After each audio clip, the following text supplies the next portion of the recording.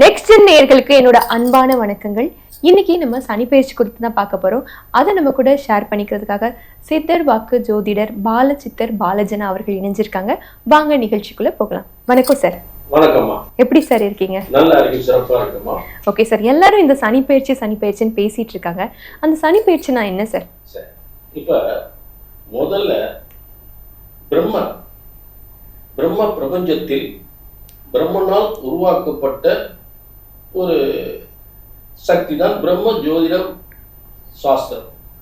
அப்படி பிரம்மனால் உருவாக்கப்பட்ட ஜோதிட சாஸ்திரத்தை சித்தர்களும் முனிவர்களும் உருவாக்கிய வாக்கிய பஞ்சாங்க முறைப்படி, ரிஷிகளின் வாக்கிய பஞ்சாங்க முறைப்படி இந்த பெயர்ச்சி அப்படின்றது ரொம்ப முக்கியத்துவம் வாய்ந்தது.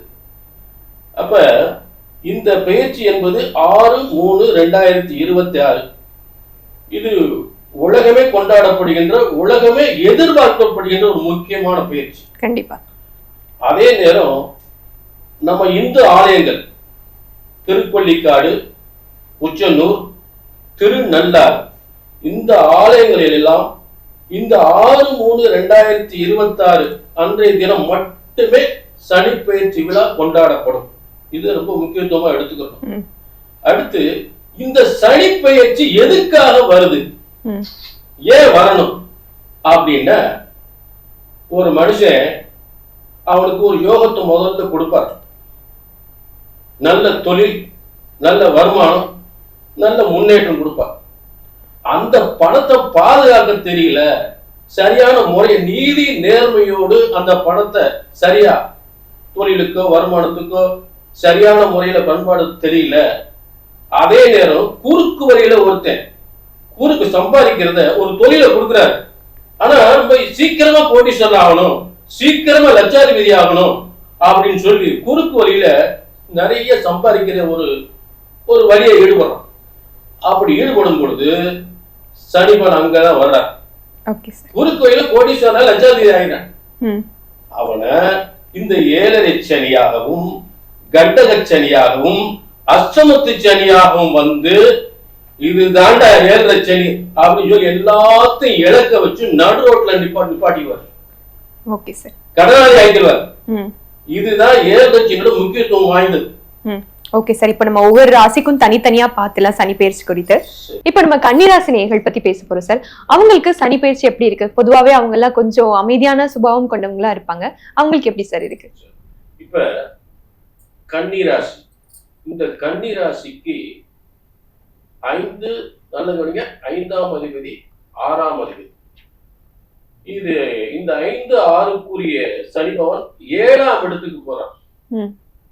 பொதுவாகவே கன்னிராசிக்காரங்க வந்து ஏற்கனவே நிறைய பிரச்சனைகள், உத்தியோக பிரச்சனைகள், தொழில் பிரச்சனைகள், கணவன் பிரச்சனைகள், இதெல்லாம் ஏற்கனவே நிறைய பாதிப்புகள் இருந்தாலும் இந்த 7ஆம் இடம் என்பது மீண்டும் அதிகப்படுத்தக்கூடிய ஒரு விஷயமா இருக்கு.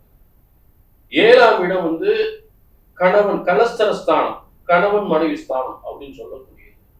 அப்ப அதே நேரம் நட்புனால பிரச்சனை, சில பேருக்கு நண்பர்களாலே குடும்பத்தை பிரிய வேண்டிய சூழ்நிலை வந்துடும்.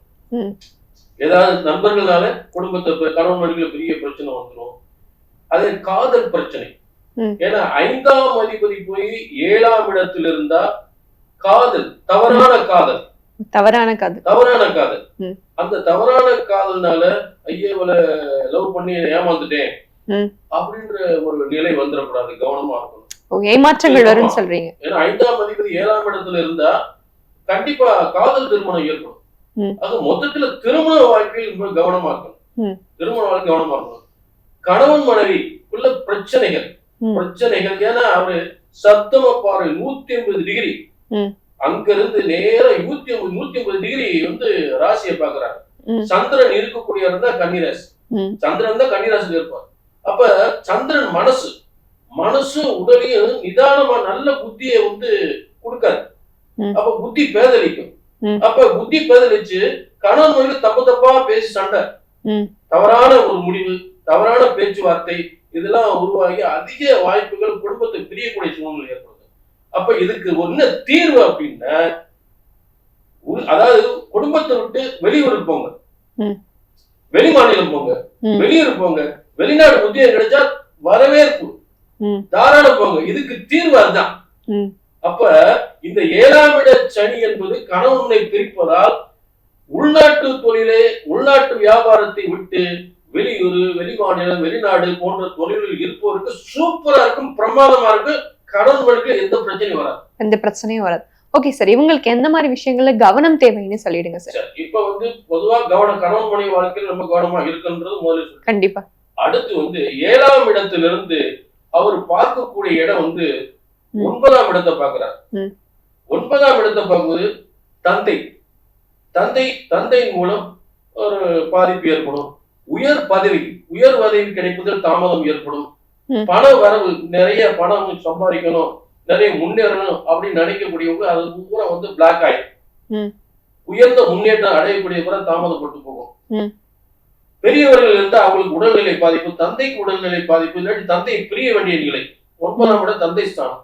இதெல்லாம் பூரிய சொத்துக்கள், தந்தையின் மூலம் தந்தையின் சொத்துக்கள் ஏதாவது பிரச்சனை வந்துடும்.